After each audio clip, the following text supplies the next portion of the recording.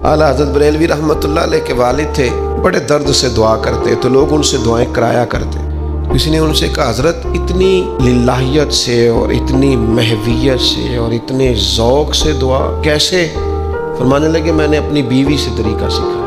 फरमाने लगे उसे कोई काम था मुझसे, कोई घर का खर्चा था, उसने बताया खर्चा, मैंने उसे कहा अभी मेरे पास पैसे नहीं हैं, आते हैं तो दूंगा। 2-4 दिनों के बाद फिर उसने कहा, मैंने कहा था घर के खर्चे के लिए कुछ पैसे, तो फरमाते हैं मैंने कहा अभी मेरे पास नहीं है, आता हूँ तो देता। औरतों की आदत होती है बार बार याद कराना। कहते उसने फिर याद कराया, वो मैंने गुजारिश की थी कुछ पैसे चाहिए, फरमाते मुझे गुस्सा आ गया। मैंने कहा तू क्या रोज एक ही बात करती है, तुझे कहा है ना अभी पैसे नहीं है, आते हैं तो दे दूंगा।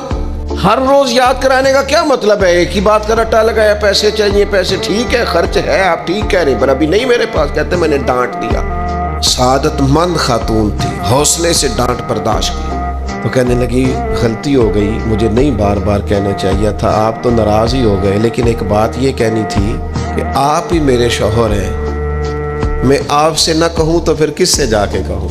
शेख फरमाते हैं मेरे हाथ में कुछ चीज थी, हाथ कांपा, वो चीज गिरी, छम छम मेरे आंसू टपके। तो खातून कहने लगी आप क्यों रोए, क्या हुआ?